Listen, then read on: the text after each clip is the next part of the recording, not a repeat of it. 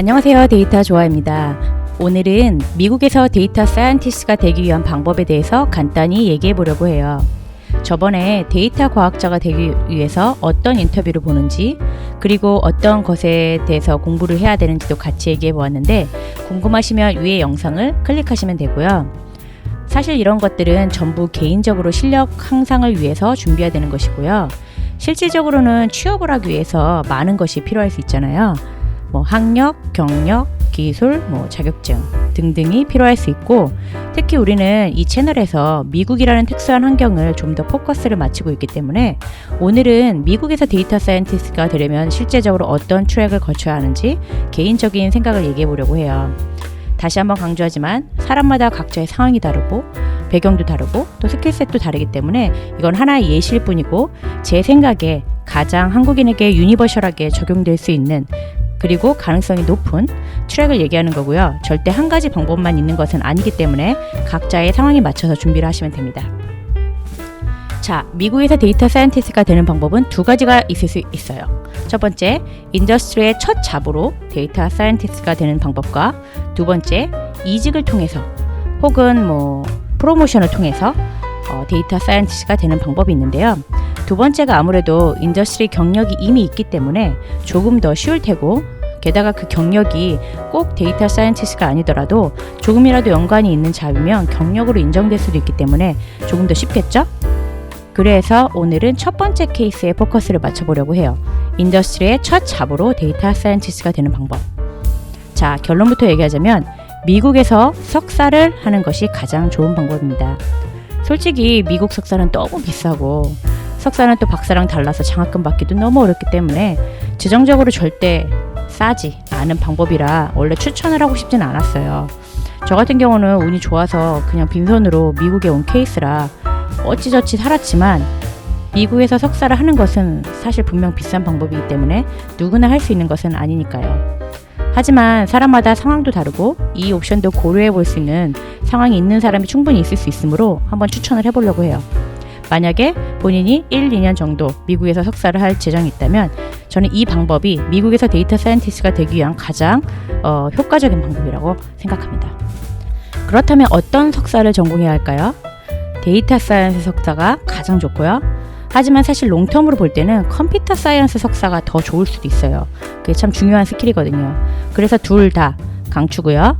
근데 만약에 소프트웨어 엔지니어가 자신의 길이 확실히 아니라 난 데이터 사이언스 쪽일 거다 라고 생각된다면 아무래도 다이렉트하게 데이터 사이언스를 전공하는 것이 조금 더 좋을 듯 하고요. 근데 사실 컴퓨터 사이언스를 전공하면 미국에서는 갈 수 있는 길이 너무 많아요.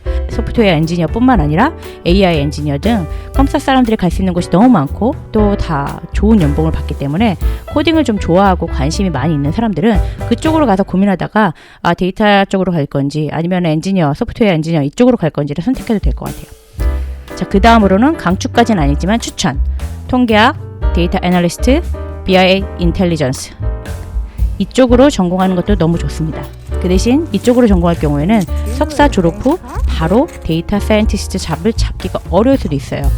왜냐면은 학기 중에 더 많은 준비를 해서 더 보충을 해야 되거든요. 하지만 또 데이터 애널 쪽으로 먼저 잡을 구한 다음에 나중에 데이터 사이언티스트 쪽으로 바꾸는 전략을 세우는 것도 좋은 방법이기 때문에 이 방법도 추천을 합니다.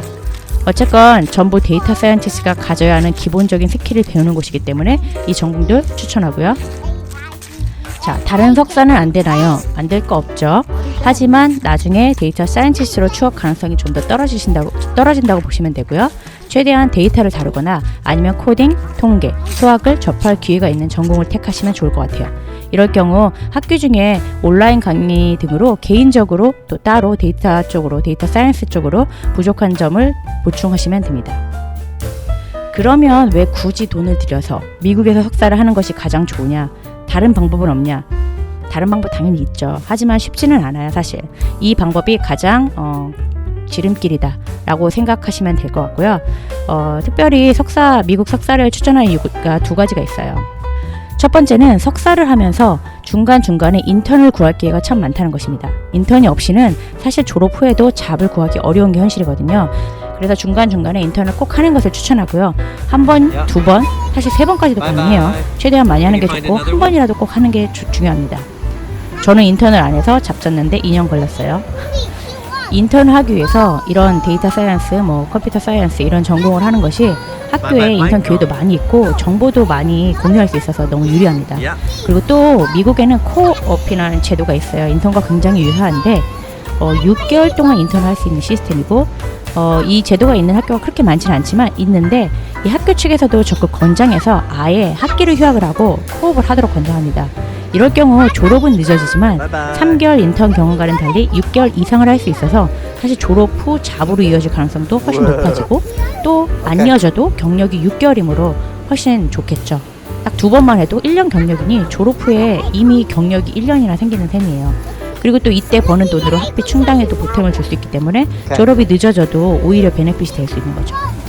자, 2번째 이유는 이게 사실 정말 중요한 건데 비자 때문인데요. 미국에서는 일을 하고 싶어도 워킹 비자 때문에 기회가 많이 없어요. 그래서 시민권이나 영주권자가 아니라면 취업을 하는 게 쉽지는 않습니다. 여러 가지 방법이 또 있긴 있는데 가장 쉬운 방법 중에 하나가 자, 이런 스템 디그리를 졸업한 후에 3년 동안 일할 수 있는 OPT를 받는 것인데요.